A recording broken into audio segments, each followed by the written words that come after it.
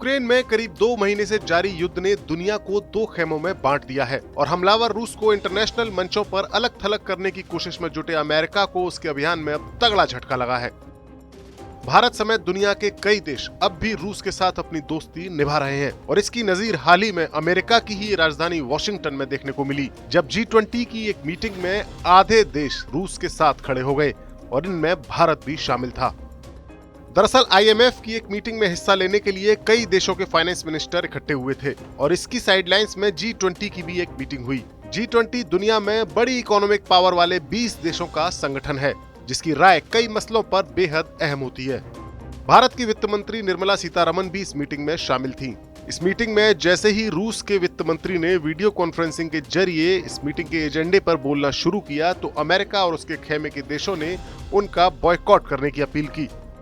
अमेरिकी वित्त मंत्री जैनेट येलेन के साथ 9 और देशों के वित्त मंत्री मीटिंग से बाहर निकल गए, जिसमें कनाडा, फ्रांस, जर्मनी, इटली और जापान जैसे देश शामिल हैं।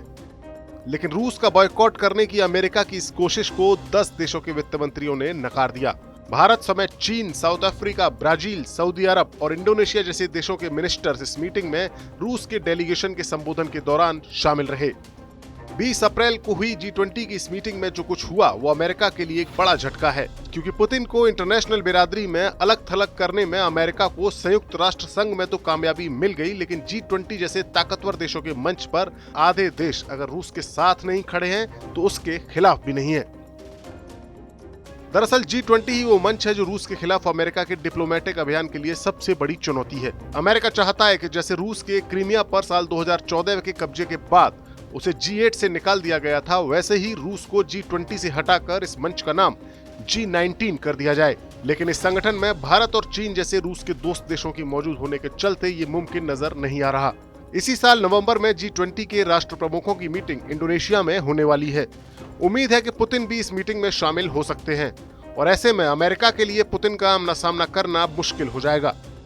पश्चिमी मीडिया में छपी खबरों के मुताबिक इस बात के संकेत मिले हैं कि अमेरिका और उसके खेमे के देश इंडोनेशिया में होने वाली इस मीटिंग का बॉयकॉट भी कर सकते हैं। बहरहाल अमेरिका भले ही G20 के बॉयकॉट की धमकी दे रहा हो, लेकिन इतना तय है कि पुतिन की पावर और उनके असर को दुनिया के कई देशों में कम करना फिलहाल बाइडेन के लिए संभव नजर नहीं आ रहा है और G20 की मीटिंग में हुआ ये वाकया इसकी सबसे बड़ी नजीर है।